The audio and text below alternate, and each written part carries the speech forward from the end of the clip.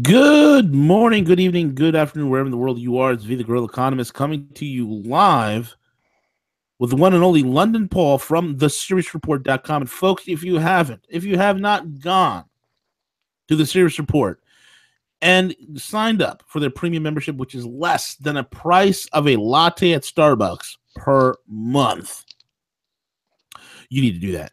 You need to get yourself that geopolitical, geostrategic, geoeconomic debrief daily given to you by London Paul himself. It is a valuable, valuable tool, especially in this day and age of increased confusion, chaos, malarkey, and disinformation.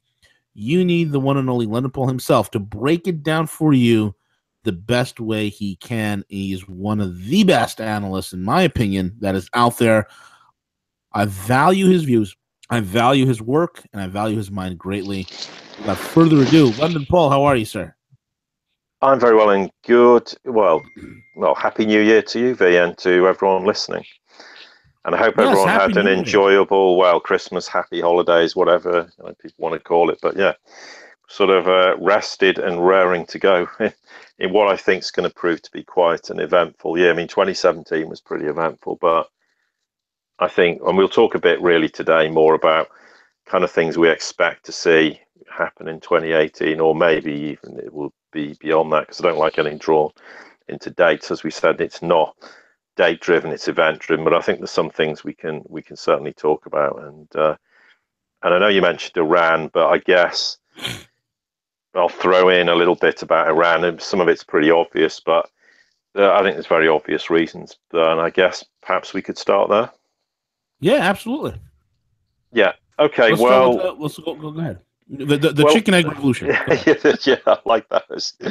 I mean, I think the reasons are pretty obvious. I mean, historically, the CIA or the Washington has looked to overthrow regimes in Iran. This is not a new phenomenon by any stretch of the imagination. But I think currently the reasons are pretty obvious. The US or Washington or the cabal can't control Iran militarily or economically anymore. I mean, and I think there was some idea to have a false flag event to implicate Iran. I think that's off the table and isn't possible. And if you look at some of the recent economic developments with particularly the Chinese and the Russians, I mean, China and Russia are working on this cross-currency yuan real agreement for settling oil trade, which I get.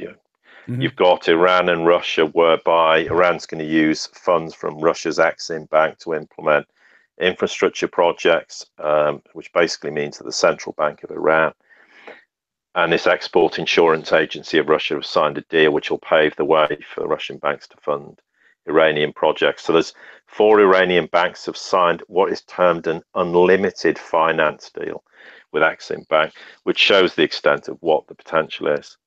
And obviously they'll provide these loans without this ceiling. And there's already several projects that have been applied for funds, but the applications are going to be assessed first by the Central Bank of Iran and their economic ministry, and the final approval will come from Exim Bank. And this is obviously the first interbank loan from Russia to Iran, and it's an effective step towards expansion of economic ties between the two countries, which is exactly what they've done also with China. And based on the agreement, Russia exporters will be able to use the loans to export technical and engineering services to Iran, which is all about expanding their massive energy reserve. So against the backdrop of that, is it any surprise that you can't counter them militarily, and they've expanded in a notional sense? Well, Washington thinks they're trying to control every nation in the Middle East. They're not. They were welcomed into Syria. They were welcomed into Iraq, the Iranians, and they, in no small part contributed to the demise of ISIS, Daesh, or whatever you want to call it. So really, it's now a question of, can we instigate some sort of coup that will work in Iran? Well, the plain simple fact is absolutely no way. There is no way they'll overthrow the Tehran government. No. There are aspects of genuine protest amongst all this where, the Iranians want an end to the sort of Mullah influence there and that kind of thing. And I think that will change. Iran will evolve in that regard. That's part of it. But we've already seen that there's news outlets are posting fake protests that apparently occurred in Iran, but actually they occurred several years ago in Bahrain. But no surprise, if you can't organize a protest, just use one that happened several years ago in another nation and convince everyone in the West that they happen. So the reality is, no doubt there's US media and in fact also other Western media outlets are highlighting it's all to do with the Iranian economy, whilst actually failing to mention that one of the biggest reasons the Iranian economy suffered is because of US sanctions that have applied since 1979. But hey, let's not mention the blindingly obvious.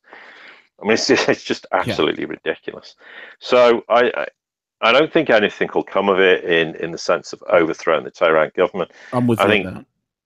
I think there will be some reforms that will come about as part of bigger, sort of wider changes across the entire Middle East, and that's to be welcome. But I think it's just a very lame attempt to try and influence events in Iran. And some of the comments coming out, I think Netanyahu said, well, once the Tehran government's overthrown, then Iran will be our friends. Well, talk about telegraphing the obvious. There's no doubt there's Israeli meddling going on by proxies, and also probably, undoubtedly, the US and also the UK, for that matter, is meddling to try and disrupt the regime, as they refer to it in Iran, and it's not going to succeed. But no doubt, that's exactly what's behind this. And I know there's a lot of people probably a bit nervous thinking that it's possible, but Iran's far too strong a nation, and of course, it's now backstopped, of course, by China and Russia in particular, and economically and militarily to some extent, which is largely not known. And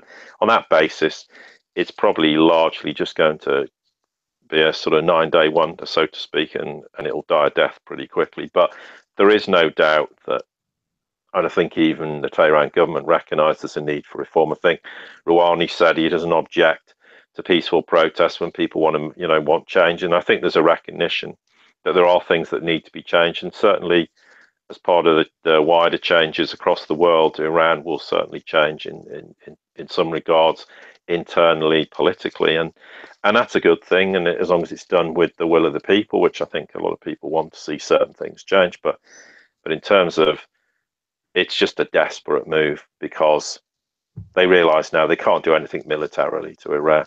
Yeah. I mean, the whole kind of Lebanon thing, where the idea was let's try and suck Hezbollah and Iran into a war, that miserably failed.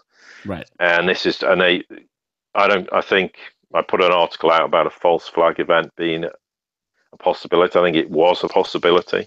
I think it's something that the cabal thought, well, hang on, if we can suck Iran into something and blame them for it, then that gives us scope to be able to, either launch, I doubt launch military action, but certainly launch some sort of economic sanctions, which would be supported by the world, as opposed to the current situation where Washington wants to impose sanctions while the rest of the world's going, well, the nuclear deal's intact, what's the problem? And that's another thing.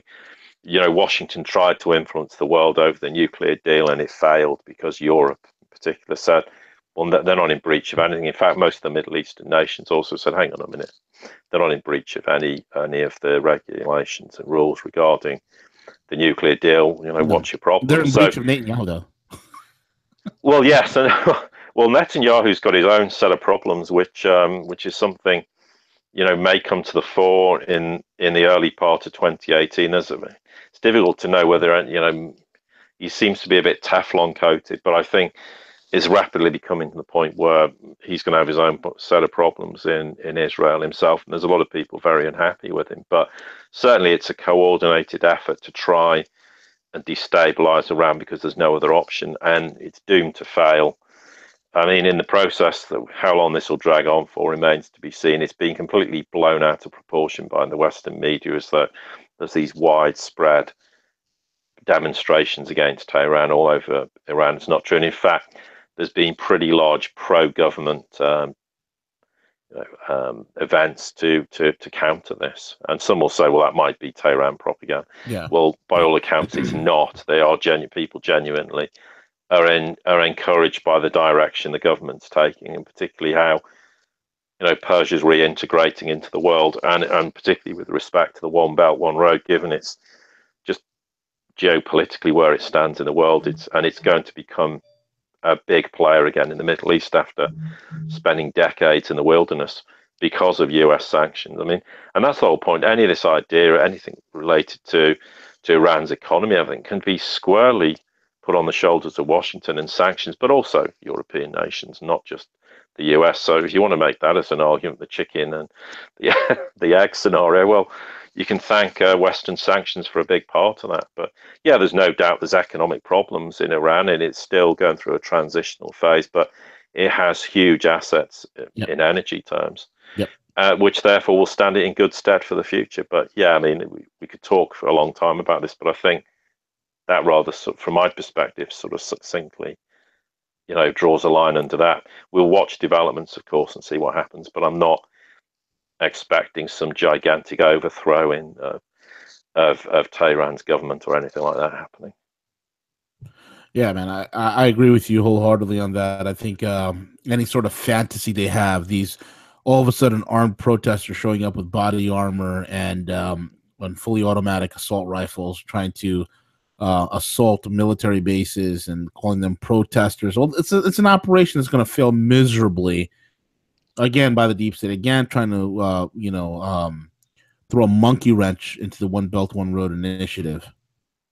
Yeah, of course. And without any shadow of a doubt. And I think probably it's probably a good idea to move on and talk a bit about the Trump administration. And I know we've had the whole 4D, 5D chess kind of scenario and what's going on, but I originally spoke about this in the podcast going back quite a few months ago, and then we talked a bit about it on various shows at the sort of latter end of 2017.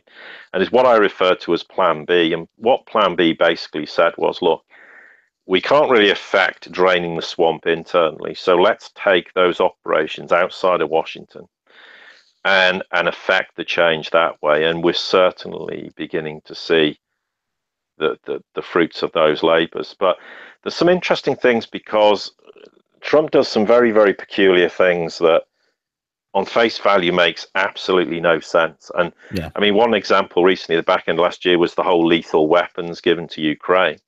Yeah, that makes no sense. And yet, having gone away and thought about it, there's some kind of what might be termed method in his madness, because what they're effectively doing is giving them a load of weapons that they're going to try and integrate with their own weapons. And the one thing military forces should never do is have weapons that, because they've got Russian weapons and they're going to be given US weapons, how are they going to integrate their use together?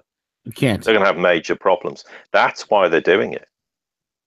It's actually going to screw Ukraine and Kiev over, not actually be beneficial to them.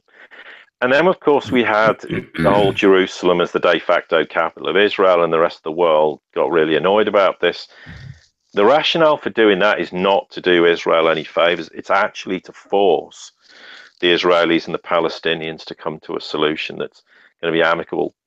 The Trump administration knew full well it'd be a deeply unpopular move, and the rest of the world would condemn it and wouldn't be very happy about the fact it wasn't actually done to benefit the Israelis. And it comes back to the whole point why Trump was persuaded to stand for the presidency. He's not there to be a conventional president and do 4 years or 8 years or whatever it might turn out to be.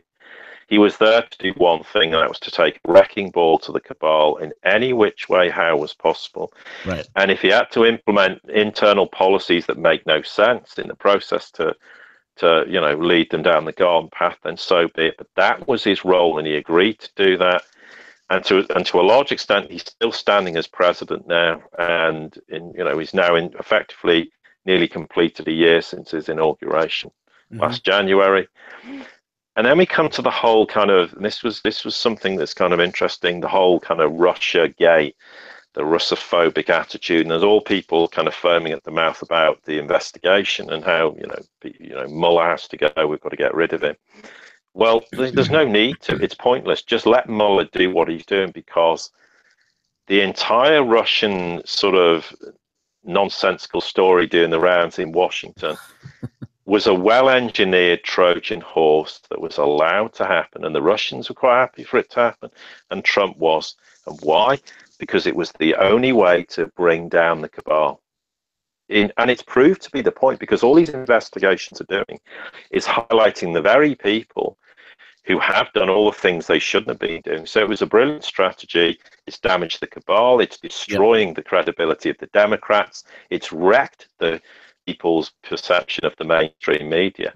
And they all took the bait without knowing that it would be their undoing. That is what, and that's why, you know, Trump doesn't need to sit there and stop investigations and just let these people destroy themselves and destroy the credibility of the Democratic Party in the process. The mainstream media and the cabal are getting a bloody nose in the process, because all the things they've been doing, you know, under the guise of the Clinton Foundation and whatever else, you know, organizations that they've been using, it's all coming out now.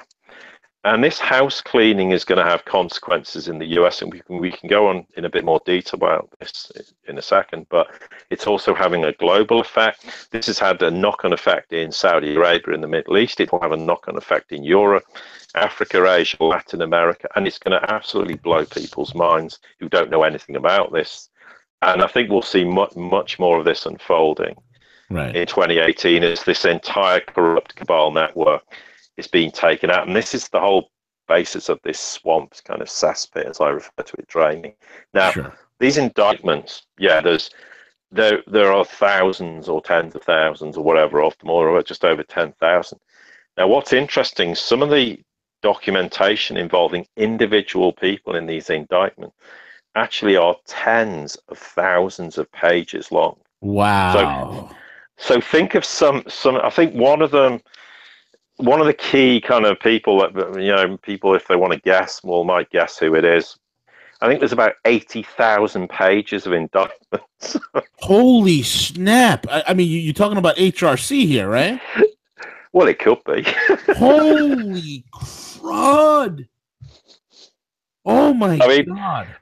And this is why this process takes forever to come about, because you imagine trying to quantify all the information and how it all hangs together and making indictments watertight. Now, I'm not exactly sure if it is her or not, but, you know, it might logically be. It could be anybody, but I can't there's certainly a number of people. There are a number of people who certainly will involve huge bodies of work involved. Wow. So I think the Guantanamo Bay story certainly has legs, and from what I understand, there's a reality. We spoke before that the FEMA camps will be used, and all these ex-Walmart stores that mysteriously were sold, they will be used to incarcerate people. Now, the big question is, when is this going to happen? Well, I think we'll start to see moves in 2018. I think so. When, I don't know. I will file this under rumors, but there are rumors that things could happen in a matter of weeks, maybe, or so. But file it under speculation, and I don't deal with speculation. But I think certainly we'll see moves at some point in 2018.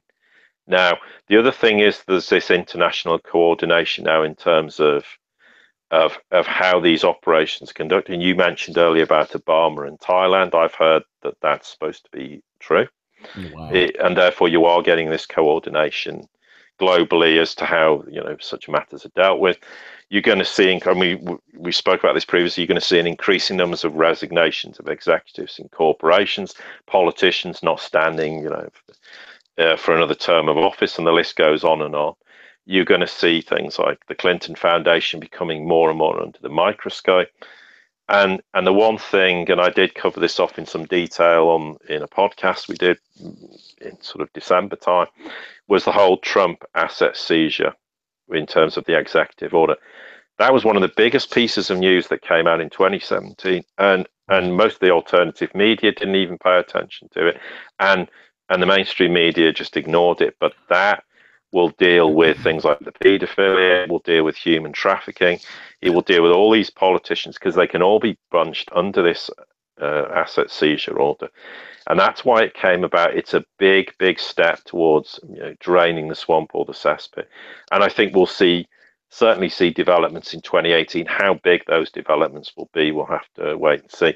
It could be huge. It might be we might not see anything for a number of months before, but at some point, some big named person's going to be indicted and arrested. I don't think there's any doubt. I think that's very likely to happen at some point in 2018. But the point And they're that going to always, use they're going to use part of Mueller's investigation as the pretext to do it. well, this is the point that these investigations Wow. have brought out a whole bunch of stuff that the Russians and Trump are really grateful has happened, because it's shone the spotlight precisely where it needed to be shone. So if it's the age-old adage: if you give someone a spade, let them dig a hole and bury themselves in the process.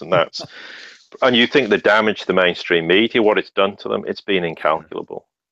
What it's done to the Democrats in the process, it's woken people up to, hang on a minute, I'm starting to question the whole efficacy of party politics. I mean, it's like the Republicans. I mean, the fact that the Republicans largely have had the knives out for Trump just kind of shone more light on the fact of the sheer stupidity of conventional politics. So that's been a good thing. And in the process, it started to shine a light on the cabal and their activities and the things they're doing. People may not know them as a cabal. People have started to hear more the term deep state, which has been used to some extent, or to a large extent, in the last sort of 6-12 months or so. So it's a brilliant strategy, and it's done precisely what it intended to do. And in the process, they've taken themselves down. And if you look around the world, that is precisely the Chinese and Russian strategy all along: is let these people destroy themselves by their actions.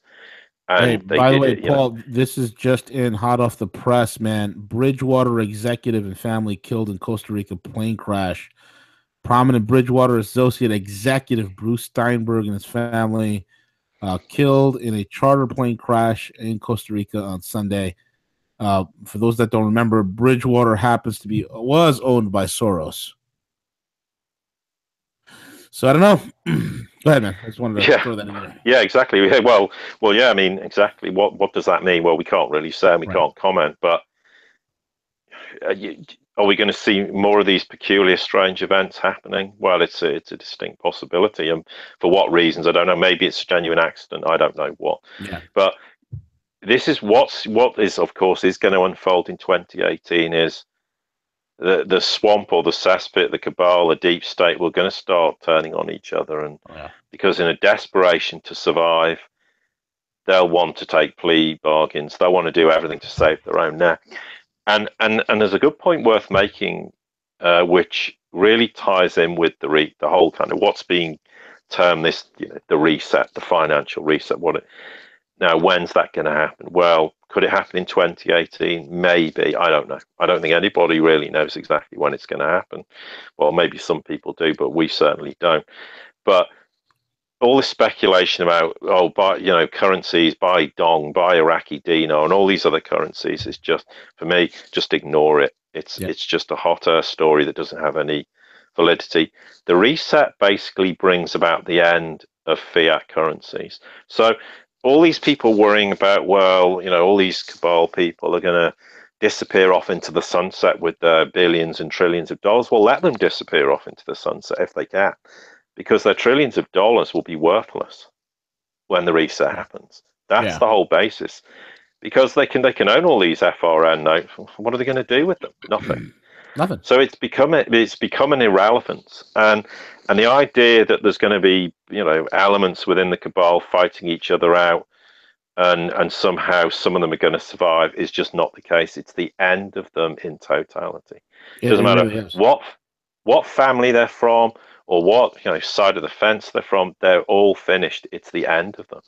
Is that we're 2017 was a big step in the right direction. 2018 will just be another further example of taking further steps. Now, really, the financial reset, or this reset, really probably will be one of the big key events in this event-driven scenario. And when that happens, that's basically going to be the end of them financially. But politically and geopolitically, they're extremely weak now, because everything they've been trying in 2017 and even before that, and even now into 2018, is doomed to fail. They're on their last legs. They've run out of ideas. They've run out of options. They tried to foment war in North Korea or the Korean Peninsula in 2017. It failed. their plans for Syria are now failed. That's just in the dustbin of history. The same with Iraq. Right. They've tried things in Afghanistan, and that's a whole separate subject, but that's doomed to fail. Ukraine's another example where they've abysmally failed, and the list goes on and on and on. And Iran will be the same thing in 2018, and for sure they'll keep trying things. And that's a feature of what's going to happen in 2018. No doubt they will try to do things, but are they going to succeed? No, absolutely not. The opportunity to do those things is now, really being largely consigned to the dustbin of history. Also, does that mean there are not risks? Well, there are always risks, and and nations such as Russia and China are having to always be fully aware of the risks. And increasingly, other nations in the world, as not setting aside all the one belt, one road nations in Europe are certainly beginning to wake up to the reality of things as big changes happen. And we'll talk about Europe shortly, but most definitely there's a need to be vigilant, because there is always risks, and there's no doubt that the Iranian debacle has come about because there were a number of risks that could have happened in the back end of 2017, didn't. So now this is their final, futile attempt to convince the world that Iran's the big bad bogeyman and needs to be dealt with, which of course you and I and everyone listening and many other people realise is utter nonsense. No, it's not a perfect nation, but no nation is. But they're certainly not to be demonised the way they are now. Right, right. I mean, there's so many things happening right now. I mean, the Rothschilds are scrambling from what I'm hearing from certain sources. Right, what you're saying is right, Paul. It doesn't matter if there's a Rothschild or a Rockefeller or it doesn't matter at this point. The game has changed. Well, yeah, and that's the thing with the US, that the whole Plan B, there are a lot of very powerful, influential people in the US who can't be bought and paid for by the cabal. They hate the cabal. They want to restore the US Republic, for want of a better word. I'm not sure I quite like that word. I know what people mean by it, but just to give the US the standing in the world and that it should have, where it's a great nation amongst equals, and also to restore its domestically, because you and I know economically and the US is in a real mess, and I'm sure a lot of other people do too. And these people, that's all they care about. They care about the future of the US, and they're not going to be bought and paid for. And that's why Plan B was taken outside of Washington, because there's no way, in any way, shape, or form, it could ever be levied at Trump that he was responsible for the changes that are happening. It was by design, because the problem is Trump tried to make some changes internally and realized it was impossible. He had the Senate, Congress, and everyone else just balking it. So then the plan was, well, the definition of insanity is repeating the same exercise over and over again and expecting a different result. Okay, let's not bother. Let's just take it outside Washington, and then we'll find a way of draining the swamp. And yeah, at times Trump's made some very strange decisions, done some very strange things, and I'm not in agreement with everything, but part of it's, again, there's a gigantic game that needs to be played. And I think in the end, a lot of things will become more apparent. But the Ukraine's a great example where giving the Ukrainians lethal weapons sounds like a horrendously bad decision. And yet there is a sort of method in the madness. And in the process, it's going to be deeply damaging to Kiev. And because at the end of the day, the last thing that Trump wants to do is escalate a war in Ukraine, because he knows full well the Russians are never going to bite on it. And all it's doing in the process is annoying and irritating the nations of Europe even more. And in part, that was another thing that Trump's done extremely well. He's annoyed Europe so much and severed a lot of ties, cabal ties with Europe, that now Europe's having to stand on its own 2 feet, and a lot of nations are going, do you know what, we've had enough of this. We're actually, the reality is coming home to roost, because we don't really have the support of Washington, even though the Washington cabal were not supportive of Europe at all, but we're just there dictating policy to them. And now they're actually waking up and going, well, enough's enough. We want to see the birth of this new European model. And that's something I think is a sort of good segue into talking about Europe, because In 2018, we'll see more and more of this birth of what I've referred to as this new European model. And we've talked before that Germany, Austria, Holland, and Finland are the kind of Renaissance nations that have been working covertly and less covertly, more overtly now in bringing this new European model about. And then you've got Eastern European countries in the process, like the Czech Republic and Hungary. I mean, the Czech Republic are not members of the ECB, so they have a lot more flexibility. The ECB is a mess. It's badly intertwined with the US Federal Reserve. I mean, at some point, yes, we'll see the death of the European, central bank. Germany, a great example that Merkel's effectively destroyed herself. She's deeply unpopular. There's this waning support for Merkel, who couldn't form this new government, 3 months after the elections. Now, half of the German people are now saying they just wish Merkel would resign immediately. And around probably a quarter of them are saying that she should resign if coalition talks with the SPD collapse. And this is this grand coalition which is farcical, where you've got two ideologically different parties who are so desperate to cling on to power that that Scholz and Merkel are somehow going to form the dream team when they couldn't be any more politically diametrically opposed. And the truth is, she shouldn't have run for a fourth term. So it should be remembered politically as someone who will go out in flames rather than a blaze of glory. And if there are new elections, which there might well be, the AfD party is going to win even more seats in the Bundestag. Yeah. So Merkel will run this caretaker government with no power.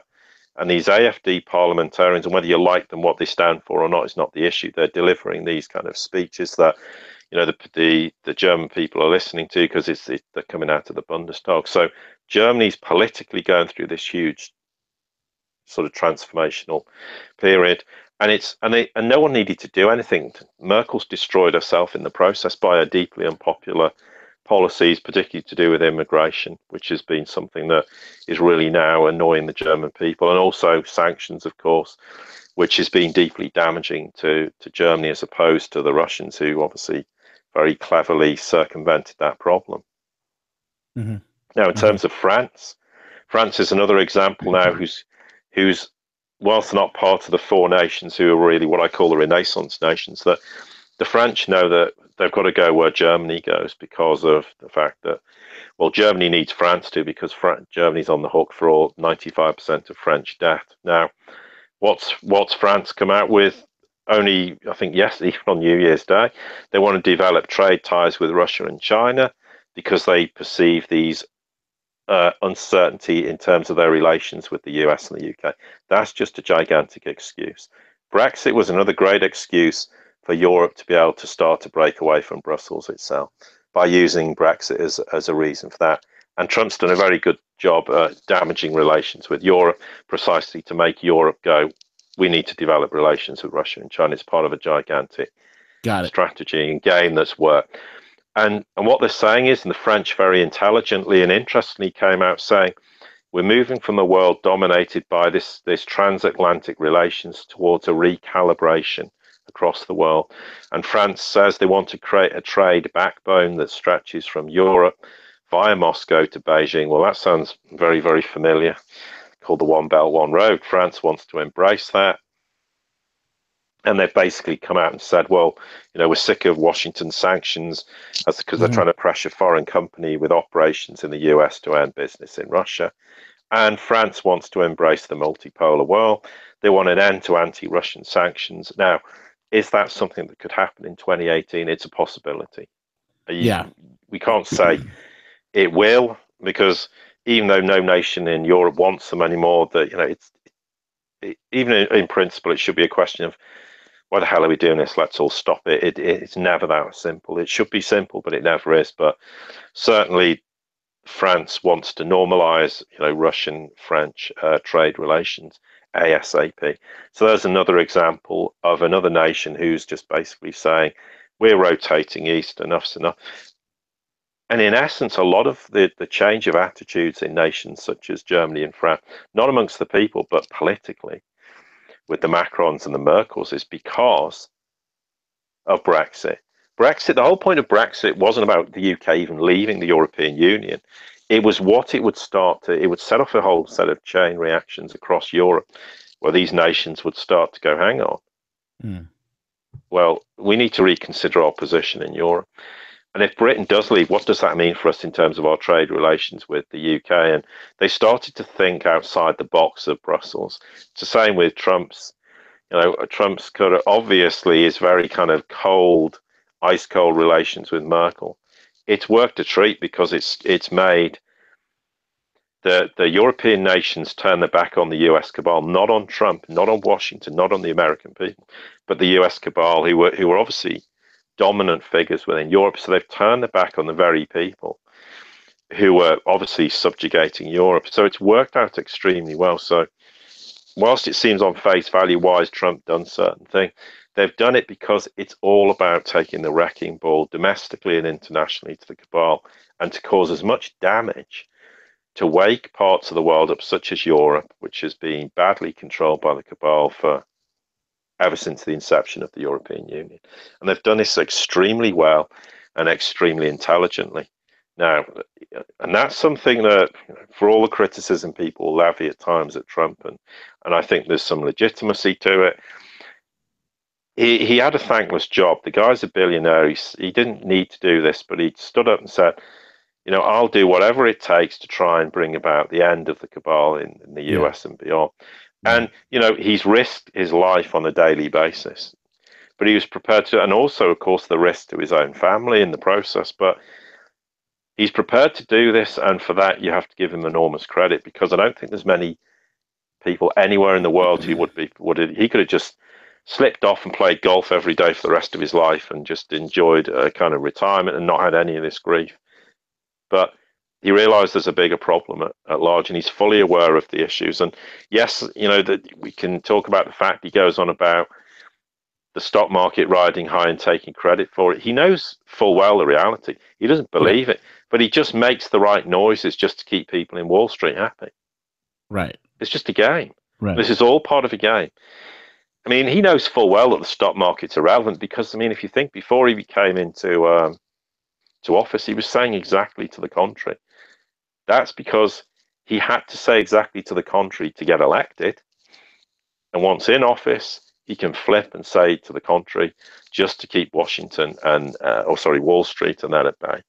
But he knows full well the reality of it. And at the appointed time, of course, the economic reality is going to hit home. And that's something else where we'll start to see the whole sort of economics, aspects of the Western world change. I mean, at some point in the future, whatever year it is, but we're going to start to see more and more the death of paper asset. So it involves central banks, derivatives. Yeah. You're going to see the adoption of sound money, and sound money comes about with gold. So I've talked about asset-backed cryptocurrencies. They are going to be here, whether people agree, disagree. Doesn't matter. They will figure prominently, as will blockchain. And it doesn't mean existing cryptocurrencies don't have a future. I don't have a crystal ball, so I don't know what's going to happen. But global de-dollarization is just going to get faster and faster and faster. I mean, the One Belt, One Road initiative with its development is going to be completely outside the US dollar sphere, and the growing trend of trade in non-US dollar terms, and the further development of non-US dollar platforms like the AIIB and the SIPs, etc. And of course, there's going to be pressure on the Middle Eastern monarchies to sell China oil in RMB terms. Mm-hmm. And then the adoption of the Shanghai oil gold petro yuan to undermine the petrodollar framework. Now, the latest story is that's now the petro yuan is going to come into adoption in the middle of January. It was slated to happen around Christmas time. We're going to slot it in then. They didn't. But in terms of China, well, I think it's pretty obvious that what China will do, the petro yuan will come into to be born officially, even though it's already been adopted to some extent by the Saudis. You're going to have the adoption of the gold standard in sound money. Is that going to happen in 2018? It's a possibility. We don't know. And then you're going to get this arbitrage between West and East gold prices. And eventually you'll have the destruction of the paper markets. And people keep saying, well, when are the paper markets going to be taken down? You don't need to take them down. They'll destroy themselves. Let them destroy themselves. Just let them carry on doing what they're doing. because eventually the physical gold and silver markets will trump the paper market. That is an inevitability, and it's the old sort of the art of war. You don't need to fight with your enemies. Just give them the ammunition to destroy themselves. And if they want to keep suppressing the price of gold and silver and smashing it with paper contracts, let them do it.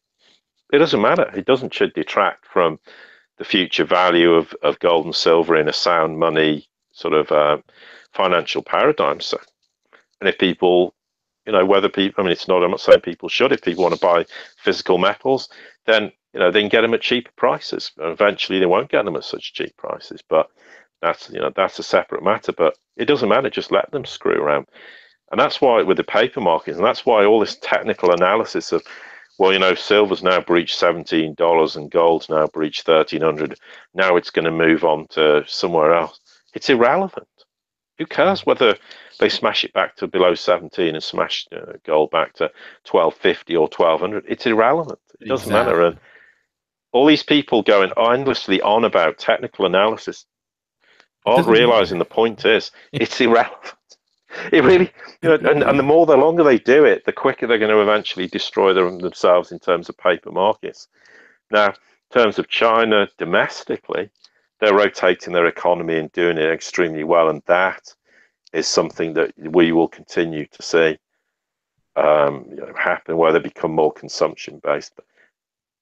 Domestically, China's had huge amounts of infrastructure built, as much as the One Belt One Road is growing globally. In terms of domestically, I mean, they spent about, in 2017 they spent around 130 billion US dollars on rail projects, put thousands of kilometers of new track into operation, and this is that they actually met their annual target of around that figure in billions of US dollars. Right.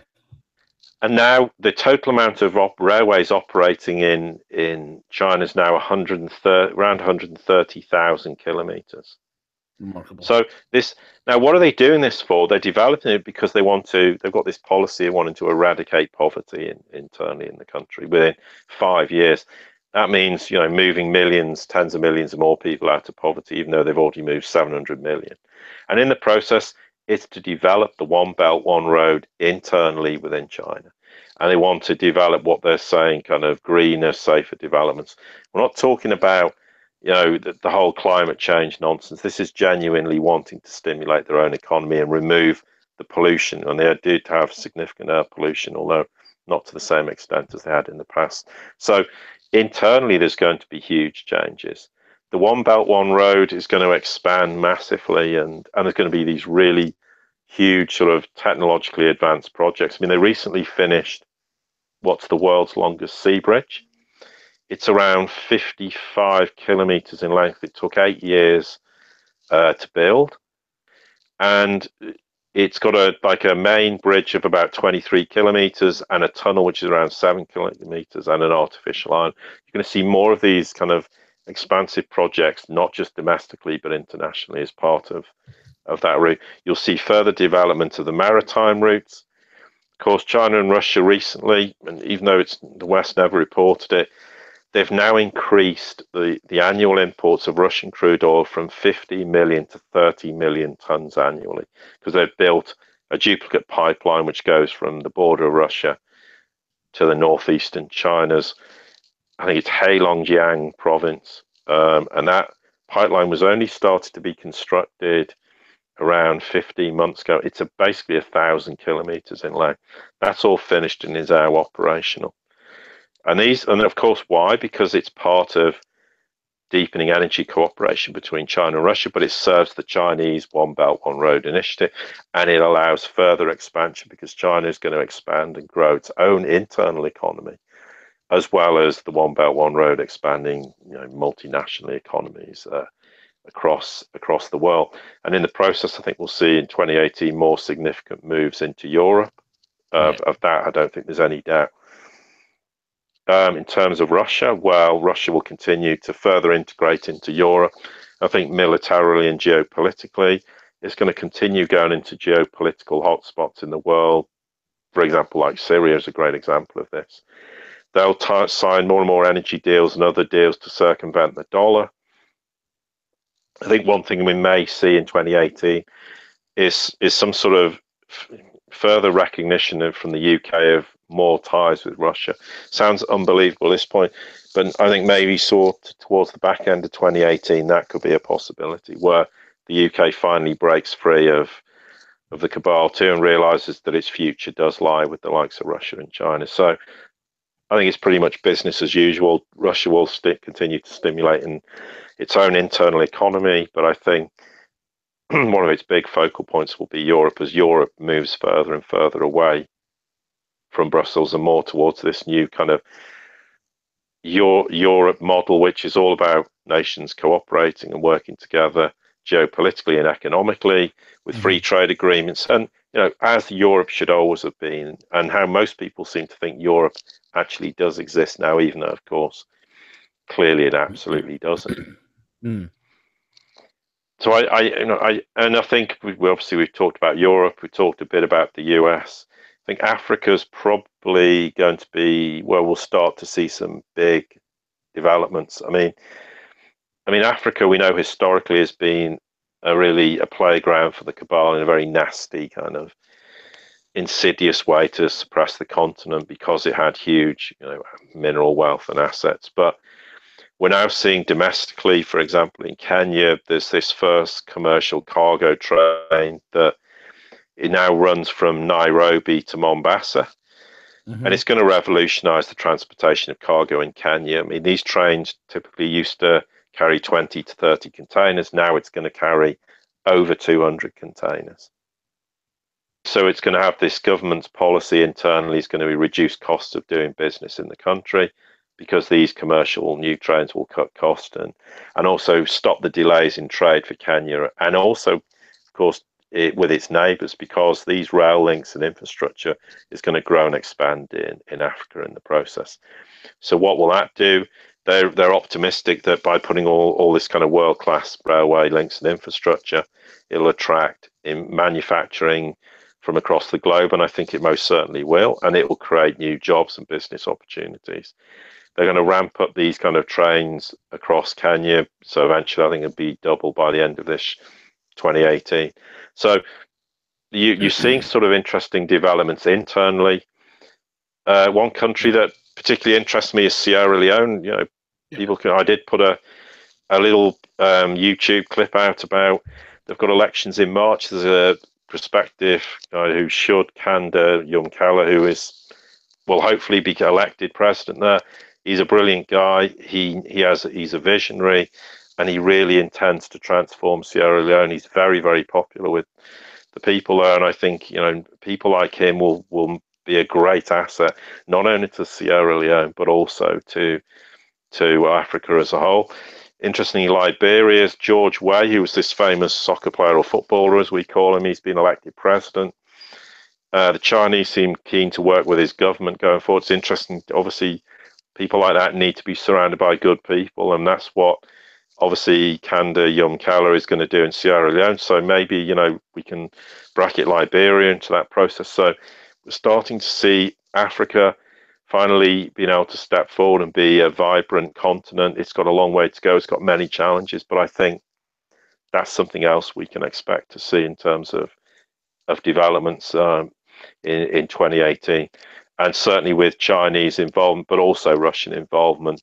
Militarily, we're also seeing the Chinese involved in places like Djibouti, and the Russians are starting to move into places in North Africa, and I think they'll start to assist other nations in terms of from a military and geopolitical perspective to try and counteract obviously there is a lot of still, even though it's quite small, covert kind of cabal US, UK operations going on in nations, and it's extremely questionable as to what exactly they're doing there. Although it's arguably not as a big a problem as perhaps we think it is, but still, it is potentially a big risk to Africa as a continent. So I think that's part of the policy we'll see in 2018, and I think we will see more and more developments and technology is another great example where everyone wants to say, oh, well, there's all the Star Trek technology coming out. Well, no, it's not.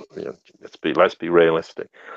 But we're going to see more and more adoption of blockchain. We're going to see changes in the healthcare industry and food production, scientific advancements. I mean, I've said this before, cold fusion. I'm not saying it's coming in 2018, but it's realistically, it does exist.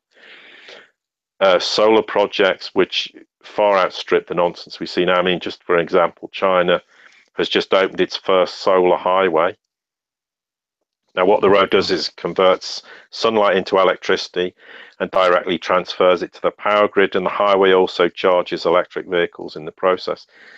These are sort of realistic scientific advancements, and they're only just, I mean, we talk for hours and hours, but which we don't have time to, but I expect to see more and more advanced technology starting to come to the fore, and increasingly, China or Russia particularly has said, our economy is not going to be dependent on oil and gas in the future.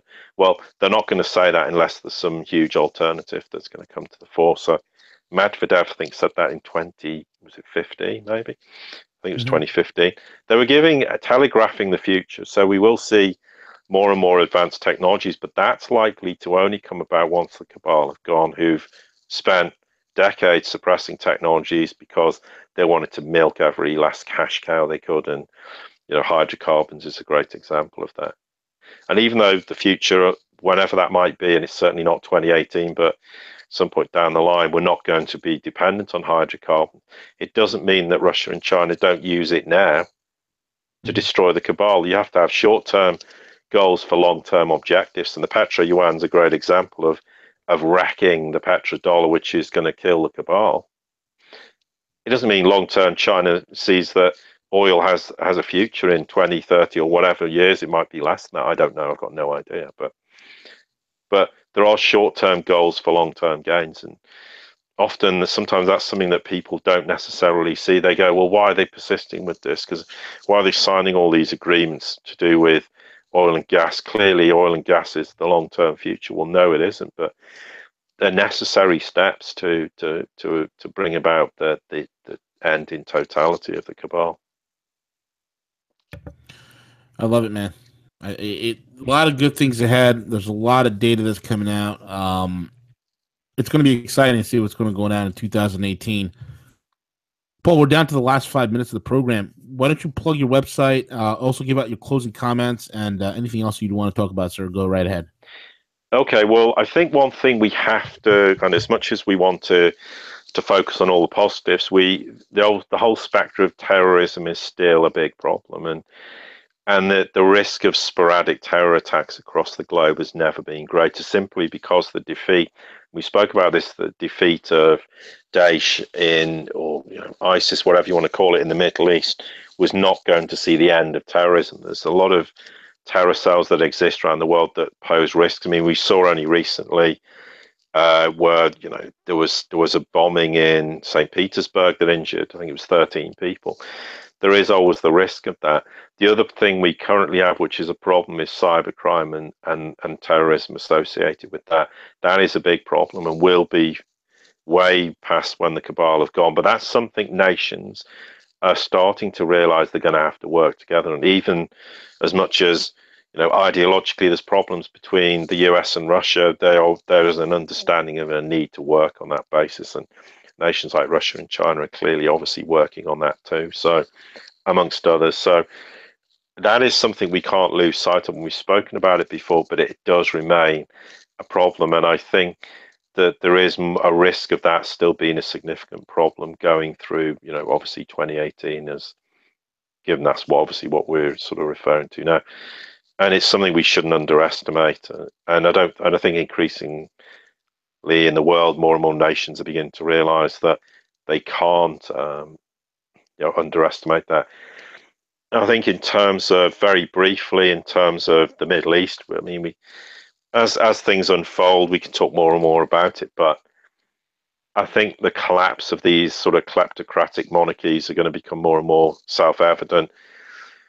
I think the risk is, even economically, nations like Saudi and the UAE are going to capitulate. I think we'll continue to see the renaissance of Iran and the rebirth of Syria as a nation. I think Oman will survive quite nicely in the Middle East, but there's still going to be huge, changes that are going to happen in the Middle East for obvious reasons. And Syria is just one example of, in a post sort of war world, as how's that going to develop and what's going to happen. And that's far from unique in terms of what's likely to unfold. And I think Saudi does still have major economic problems and geopolitical problems, and the UAE looks like it's really in a bit of a mess now as well in the process. But this is all no real surprise that, given how events have unfolded, if they've contributed to their own problems by things like Qatar, for example, is a great example where that was another cabal edict that's deeply damaged Saudi and the UAE in the process. And really, Qatar looks like they'll ride out that sort of storm in the process. There's a lot of talk about disclosure, and we're not. I think more of the disclosure is going to be that people will begin to realise all the fake nature of Western economies, the whole fake war on terror, and what Daesh is really about. The sort of Western governments, Washington and London, great examples of their utter hypocrisy. The kind of war crimes, the reality of what terrorism is, the reality of how the sort of drugs, narcotics industries work across the Western world.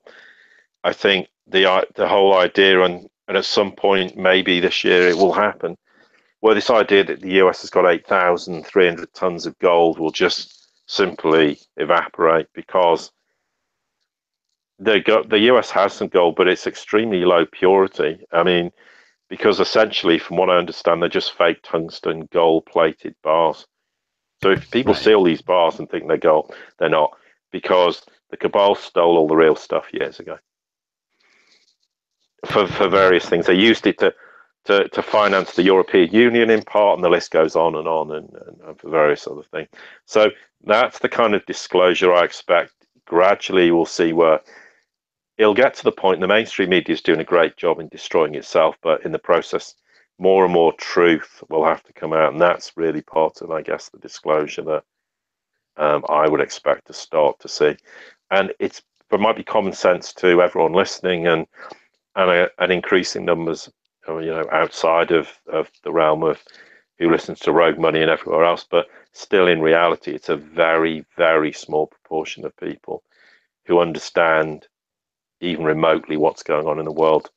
So that's where it's going to be a big wake-up call for people in the process, and how they handle it is something what I think we'll start to see more and more happen in 2018. I don't think it's going to be this wham bam moment where everything falls over and everyone sees something. I think it's just more and more truisms and realities are going to come out, which will start to shape people's thought processes differently. And I think the first year of the Trump administration has gone a long way to starting to make people think about things differently, not just in the US, but obviously people in the UK follow the US media and what's going on, and it's starting to make people question things. So that's part of that kind of disclosure process as well. So I guess we could talk endlessly about other things that may happen, but I think in a very broad sense, they're just some of the things we can expect to see unfold as 2018 comes to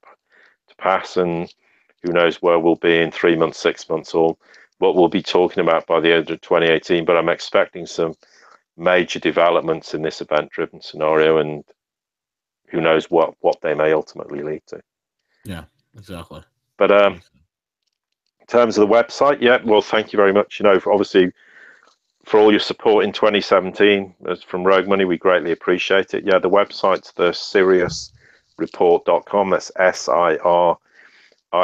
Yes, you very kindly plugged our podcast subscription service. It's $4.75 a month. We think it's extremely good value, and we actually had a week off last week, which is the first week we've not done any for the whole of 2017. So we do work extremely hard on this, and we put 5 out a week. They're very condensed information, so it's 10 to 15 minutes, but it's probably what I talk about now in an hour is probably what we put in those 15 minutes. Is very, very condensed, because we want to get as much information out there as possible. And we'd like people to subscribe. We have the Facebook group, which is the Sirius Report, and the Twitter feed, which is obviously at the Sirius Report.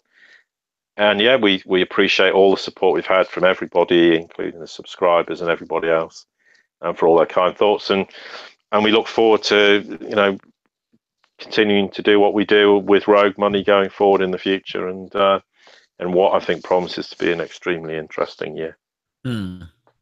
Absolutely, my man. Absolutely. With that being said, London Paul, thank you so much for being on, folks. Again, the website is thesiriusreport.com, thesiriusreport.com. Go there, subscribe, get those intelligence briefings from Paul on a daily basis. And again, check him out, thesiriusreport.com, and follow us at roguemoney.net, and also our news site, rogue420.net, rogue420.net. So check out those two sites. And with that being said, we're over and out, and El Cuco, a.k.a. CJ, is not here to do it, so I'm going to do it myself. Thank you all for listening in, and we'll be back next week. Subscribe and hit the thumbs like button. Bye-bye.